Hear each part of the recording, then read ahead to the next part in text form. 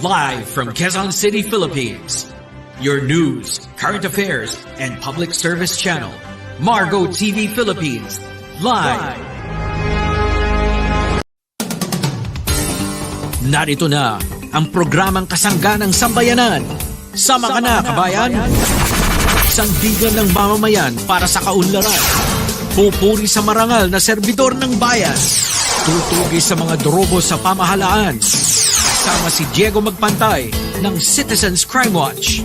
Mapapakinggan at mapapanood sa Margo TV Philippines. Sama ka na, kabayan! Sandigan ng mamamayan sa kaunlaran.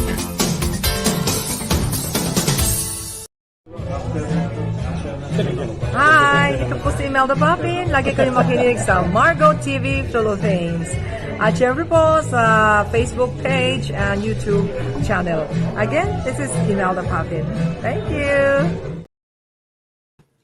Thank you. Magandang hapon po mga kababayan. Kumusta po kayo? Ngayon po ay nasa panghapong edisyon tayo ng programang Sama Ka na, Kabayan. Ito pong muli ang inyong lingkod, si Jigs Magpantay. Sasabing welcome po sa ating programa. Uy, ingat po kayo. Wala palang pasok ngayon, DJ. Kinansela pala yung pasok ngayong araw. Because ito pong ismag na nanggagaling, nagmumula po sa Taal Volcano. Kaya sinuspindi pala ang klase sa buong Metro Manila ngayong pong araw. Dahil po sa smog formation, ayon po sa MMDA. At ito raw ay base sa announcement ng mga alkalde sa bali 17 LGUs dito po sa Kamanilaan. Ano ba itong smog na ito? Kung ating pong titingnan ang ating pong kaitaasan, ito pong ating kapalibutan na para pong tayo ay nababalot ng maitim na usok. Yung pong maitim na usok na yan, ang naranasan po ito hindi lamang dito sa Kamanilaan, kundi maging lalo na po sa Batangas, at sa lalawigan po ng Cavite, pagkat magkatabi lang naman itong Batangas at Cavite. Ngayon, maging ang mga korte po sa Cavite at Batangas, sinuspindi rin po ang pasok ngayon pong araw na ito. Kaya wala pong transaksyon sa kanilang tanggapan ngayon pong araw na ito dahil po dito sa smog. Ang smog mula po sa Taal Volcano ay naging dahilan po sa zero visibility. Kung kayo ay nagmamaneho, ay mahihirapan kayo magmaneho pagkat hindi nyo nakikita ang dadaanan sa 4 na bayan po dyan sa Batangas. Kaya kumusta ko po ang ating mga kabayan, lalo na po dyan sa Nasugbu. Meron tayong mga kamag-anakan dyan sa Nasugbu at very active po ang ating mga membro dyan sa Citizens Crime Watch. So, kumustahin po natin sila at maliban sa Nasugbu, dyan po sa bayan ng Lian, sa bayan po ng Balayan at sa bayan ng Tuy. 4 na bayan po dyan sa Batangas ang apektado po nitong smog. At ang sabi naman, ang sabi ng DENR o Department of Environment and Natural Resources, hindi daw po totoo na ang smog na bumabalot sa Metro Manila ay hindi po totoo na galing sa Taal. Hindi po totoo na galing sa Taal Volcano. Ay saan pala galing ito? Ang sabi po ng DENR, ang smog daw po na bumabalot sa Kamanilaan ay mula po sa matinding traffic ng mga sasakyan dito po sa Maynila at lalo na po kung rush hour. Ay ngayong Biyernes ngayon Friday. Ang mga sasakyan ngayon pag araw ng Biyernes ay talagang matindi ang traffic sapagkat Biyernes uwian ng mga nagtatrabaho. Araw po ng Biyernes is fly day. Yung mga taga-gobyerno ang iba, hindi naman lahat siguro. Nauuna pang umuwi, nagmamadali na umuwi. So wala ka na makikitang wala na yung pipirma, umalis na. Pag pumunta ka sa mga tanggapan ng ating gobyerno, marami pong ganyan. So, yung smog daw po, yung usok na maitim na bumabalot po sa ating kapaligiran, ang sabi po ng DNR, hindi po galing sa Taal. Pero ang sabi naman ng MDA, ayon sa anunsyo ng mga alkalde mula sa 17 mga lungsod at isang syudad sa Metro Manila o National Capital Region, ay dahil sa smog mula sa Taal. Hindi pala. Ang sabi ng DNR, hindi. So nagkaroon po ng medyo nagbabanggaan po ang kanilang opinyon o kanilang mga analisasyon dito po sa maitim na usok na bumabalot po sa atin dito sa Maynila. At mabuti na lang, medyo mahirap din pala pag sinasabayan pa ng ambon. Kaya ang ating pong Philippine o itong PBORCS nagpalabas po ng advisory sa publiko na magsuot daw po tayo ng mask. Siguro yung face mask na ginagamit natin laban sa COVID. Maggamit daw po tayo ng mask para maiwasan ang irritation ng mata. At hindi lamang po mata, kundi maging ito pong ating lalamunan. Yung laging nakanganga. Siyempre mahihigop mo yung usok. Yung laging nakanganga. Sino ba yung mga laging nakanganga? At yung ating pong respiratory tract, yan po ang mga naapektuhan. Kaya mag face mask. At ito pong ang sabi po ng PhilBoc, siguro dito tayo maniwala sa PhilBoc sa PhilBoc Pagkat ang sabi po ng Philippine Volcanology ay ito daw pong volcanic smog mula po sa Taal ay papuntang west-southwest at malayo sa direksyon ng Metro Manila. Ay gano'n naman pala. Hindi naman pala. Mas paniwalaan natin itong PBOX pagkat sila po ang eksperto dito po sa bagay na ito. So, ang sabi ng MMDA, nag-anunsyo daw ang mga mayors na walang klase ngayong araw pagkat iniiwas po tayo sa smog mula po sa Taal.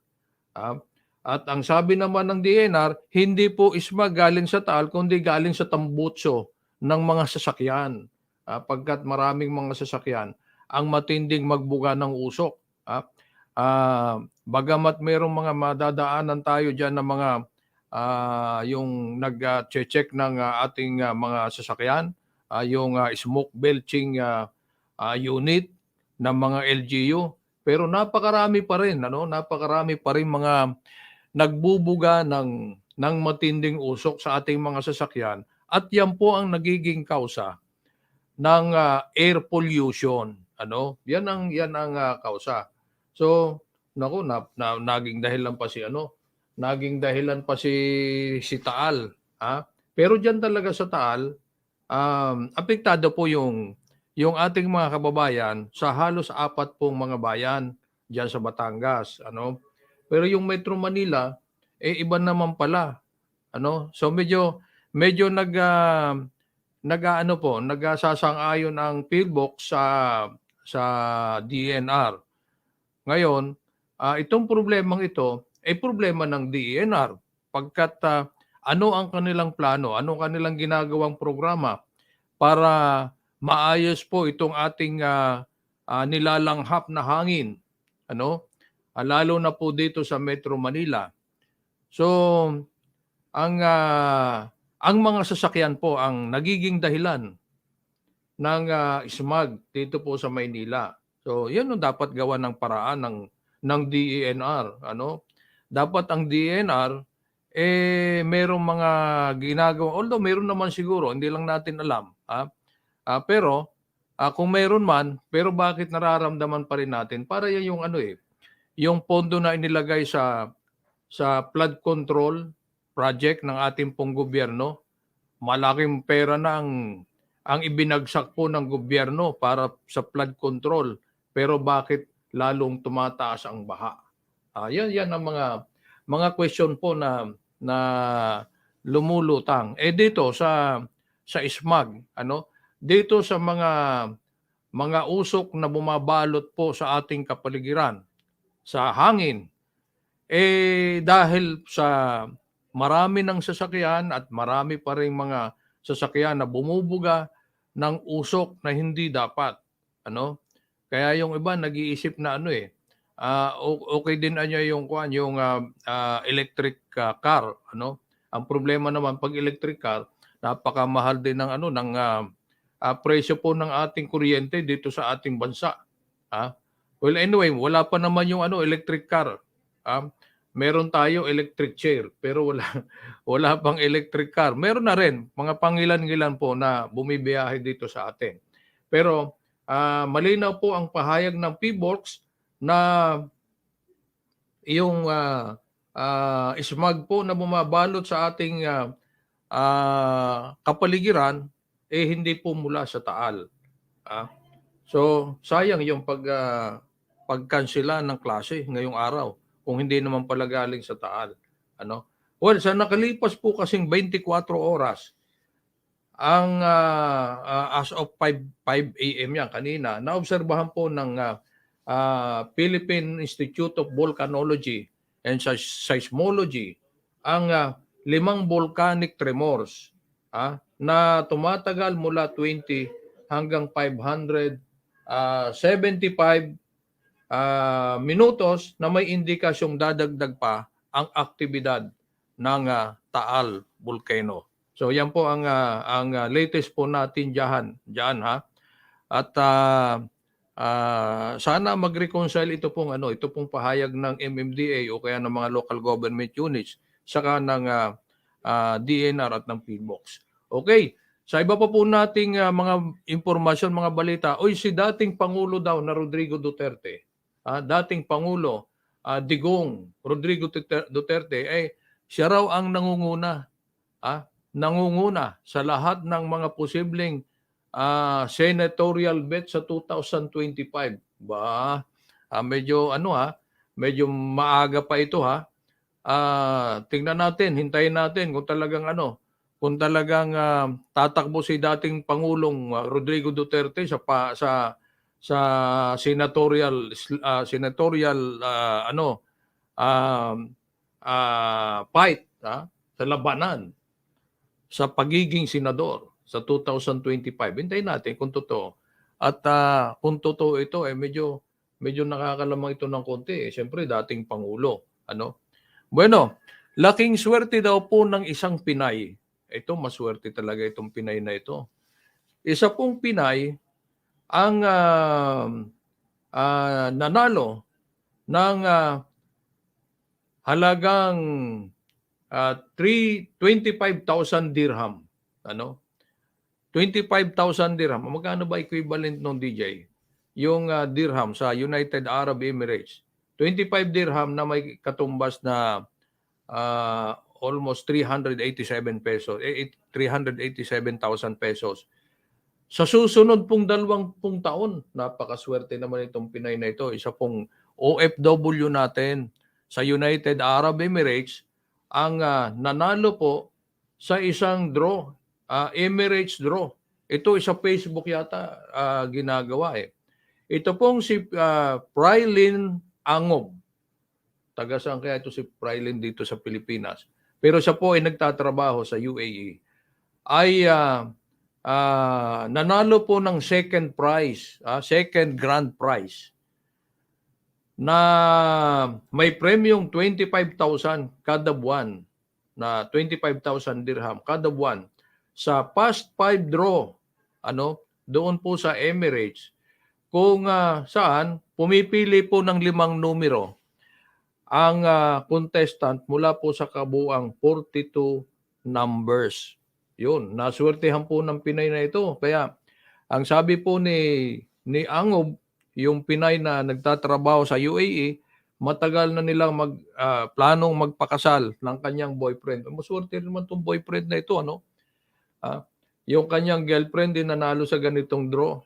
Maswerte rin. Maghanap ka nga DJ ng ganito kaswerte. At naudlot daw lagi yung kanilang pagpapakasal dahil kulang ng budget, kulang ng pera. Ngayon, wala nang problema, siyempre. Kaya itong si Prilin Angob ay mahal na mahal ng kanyang boyfriend. Ano, mahal na mahal ng kanyang boyfriend ngayon. Pagkat, biro mo kung buwan-buwan, tatanggap ka ng halagang 300, almost 387,000 pesos buwan-buwan sa loob ng 25 years. Naku, napakaswerte talaga ha. Sana all, sana marami pang Pinay na nagtatrabaho po abroad ang magkaroon ng ganitong swerte. Kung minsan yung po nadidinig natin, nanalo sa loto, sa US, at sa iba pang mga bansa. Yung iba naman, ang swerte po ng ating mga OFW, mga Pinay, na pangasawa ng mayaman, na foreigner, o napangasawa ng kanilang amo. Yung iba, napamanahan ng kayamanan ng kanilang amo. Meron po mga ganun lalo na yung mga natin, yung caregiver, napakaswerte nila. So, although itong mga ganito pong swerte, pag sinabi mong swerte, hindi mo po yan inaasahan dadating na lang yan sa buhay ng isang tao. At tayo ay natutuwa pag may ganito pong mga nababalitaan tayo na meron tayong mga kababayan na sinuswerte po abroad.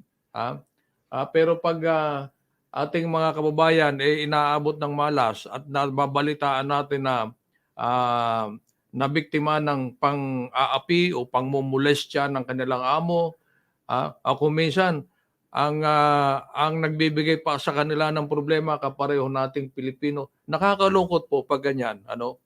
So, masuswerte po yung ating mga Pinay na may dumadating pong swerteng ganito. So, congratulations po kay Prilin Angob, isa pong Pinay na nagtatrabaho po sa United Arab Emirates. Okay? Oy, DJ, yung security personnel sa airport, na sinasabing kinain yung $300 para hindi mahuli, walang ebidensya, nagpahayag na hindi daw $300 ang kanyang kinain, ang kanyang isinubo, kundi chocolate. Chocolate lang pala, DJ, hindi naman $300. So, yun naman ang kanyang naging pahayag. Sabi ko nga, nakakaawa po itong Pinay. Nakakaawa po itong security personnel na ito pagkat siyempre po siya ay naakusahan na nagnakaw ng $300 sa isang turista. Kawawa naman, pero kitang-kita kasi doon sa sa CCTV. Pero hindi daw $300 yung kanyang isinubo, kundi chocolate. Ngayon, kung ikaw ay kakain ng $300, ano kaya ang magiging epekto sa iyo sa iyong tiyan?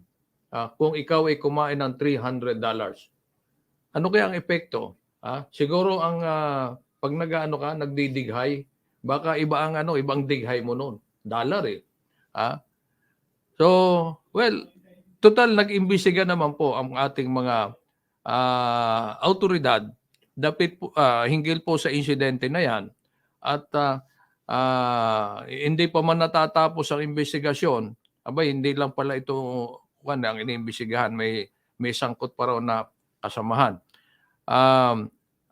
Sinuspindi na po yung personnel at maaari daw pong sampahan ng kaso.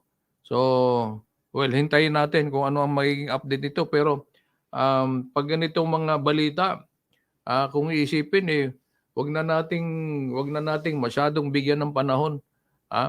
Tama na yung nabalita siya na gano'n, wag na nating palawigin pa na ibalita ng ibalita pagkat Siyempre may pamilya din po ito at may mga kaanak din.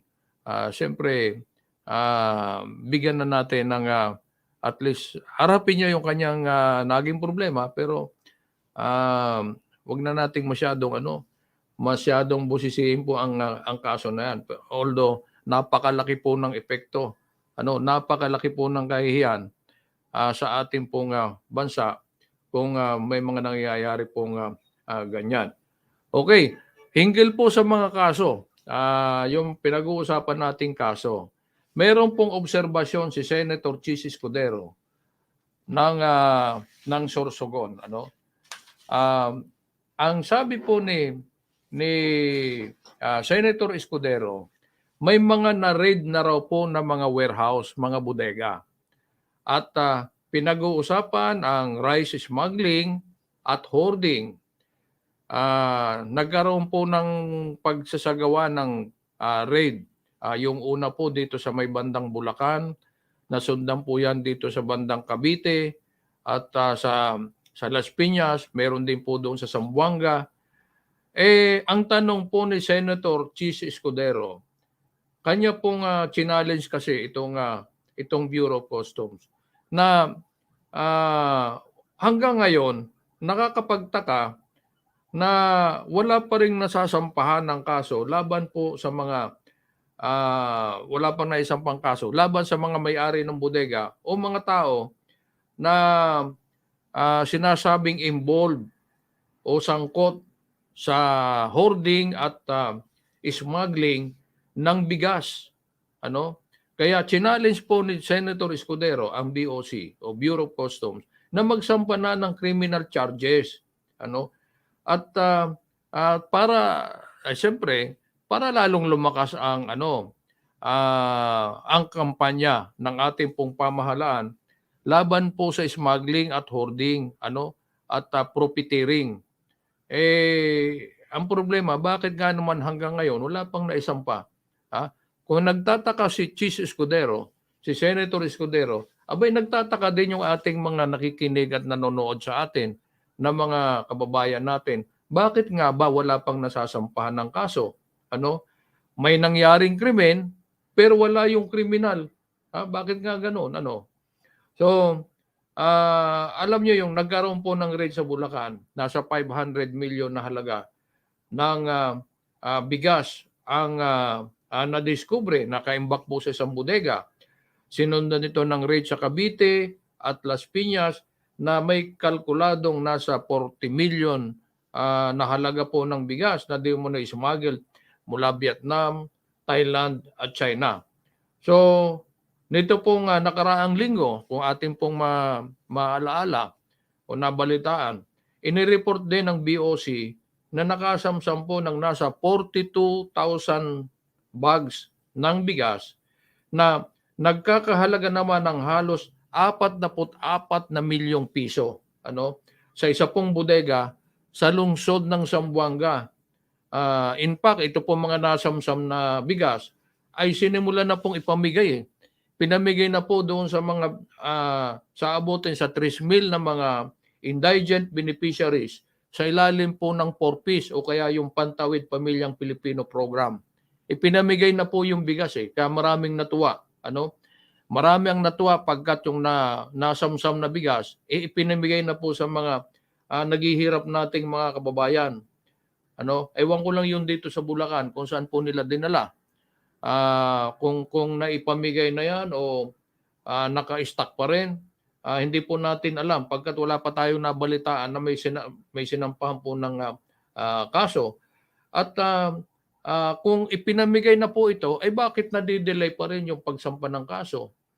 Pagkat hindi mo naman basta may dispatcha yung nasamsam o na-discovery bigas kung wala pong maayos na kung wala pang malinaw sa investigasyon kung sino ang mga sangkot dito. Pero naipamigay na bakit hanggang ngayon wala pa raw nasasampahan ng kaso? Sino ang mga sangkot dito at sino ang mga kasabwat sa krimen na ito? Yan po ang tanong. At nais din pong malaman ni Senator Escudero kung bakit wala ni isang kasong naisasampa pa hanggang sa ngayon ang Bureau of Customs. Yan. So, ano-ano bang dapat na ikaso? Ang pagbalga po sa Republic Act 10845 o kaya Anti-Agricultural Smuggling Act of 2016 ang dapat pong isampa laban sa mga kriminal. Pag sobra ng halagang 1 million pesos ang involved maging asukal, luya, yung mga poultry products, sibuyas, mais at maging mga karne ay kinokonsidera po na ito ay economic sabotage. At kung sa bigas naman, mga 10 milyon na halaga ng bigas. So, kinokonsidera na po yan na economic sabotage. So, yan po mga kababayan, ang tanong. At siyempre, tanong din po natin kung bakit hanggang ngayon wala pang nasasampahan. Dahil ba mayroong sangkot ng mga matataas na opisyal ng ating pamahalaan, kaya medyo nadidelay. Ito namang atin, tayo nagtatanong din, Tayo nagtatanong din kung bakit nga ba. Okay? So, alamin natin sa darating na mga araw kung anong sagot at kung meron ng nasampahan. Sa iba pa po nating mga balita, mga kababayan,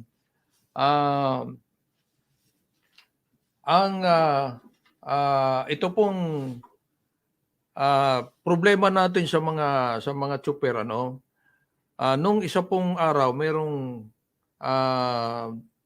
mag-asawa na nahuli na nagbebenta po ng droga dito po sa ating mga tsuper, sa mga tsuper ng nakakalungkot pati kasi tsuper po ng pampasaherong sasakyan. At inamin nila ng kanilang binebentahan mga tsuper ng pampublikong sasakyan. So siguro, ito tingnan din po ito ng Land Transportation Office kung ano po ang magiging nila diyan hakbang. Pagkat maraming mga tsuper, lalo na yung sa mga truck, yung mga biyahero, yung mga cargo vehicle, na magtataka ka kung bakit may mga tsuper ito, may mga driver na straight walang tulugan, alam naman natin ang epekto po ng paggamit ng droga, talagang kahit 3 araw, 3 gabi, mukhang kahit hindi matulog, gising.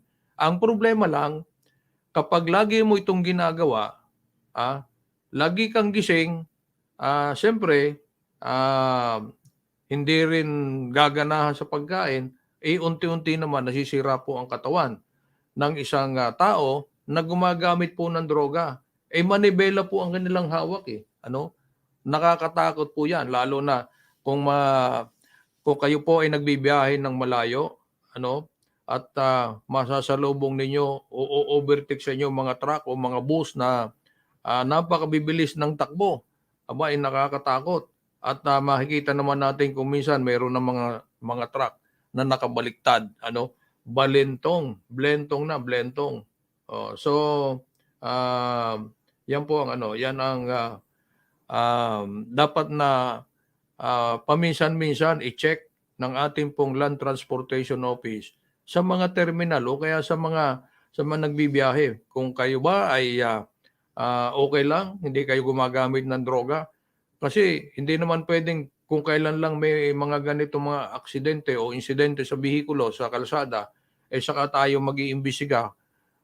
Mas mainam na yung paminsan-minsan may mga gagawing unannounced o kaya surprise check kung ang isa pong tsuper ay gumagamit ng droga o hindi. Beno, sa ating pong panghuling impormasyon, sa bali 170 na state universities and colleges, 30 daw ang makakatanggap ng budget cut o kaya tinapyasan po yung kanilang budget para sa taon 2024 sa National Expenditure Program. At ito ay sa kabala po ng dumagdag na numero ng mga naka-enroll po na estudyante sa ating po mga SUCs o kaya state universities and colleges, dumagdag po yung enrollment nila. At sa pribado, ayan ang medyo problematic ngayon pagkat yung issue po na kumbaga sa gwardiya, no ID, no entry. Pagdating sa Marines, ano ng Marines? No retreat, no surrender. Dito po sa mga eskwelahan, sa mga paaralan, no permit, no exam naman sila. Ngayon, mayroon pong panukala sa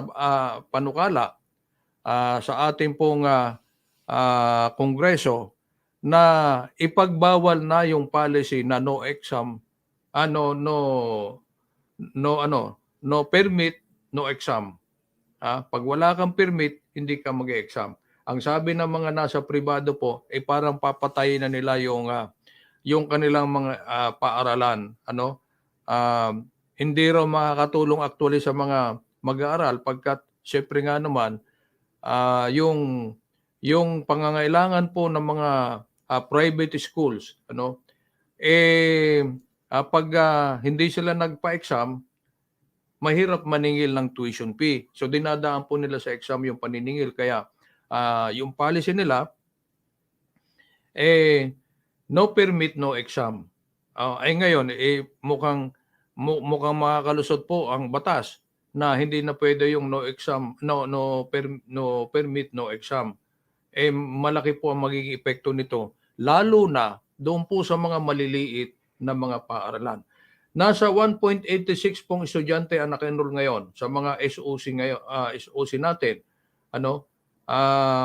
Ngayon pong taon na ito. At ito ay dumagdag ng halos mga 50,000 komparado po sa last year na 1.8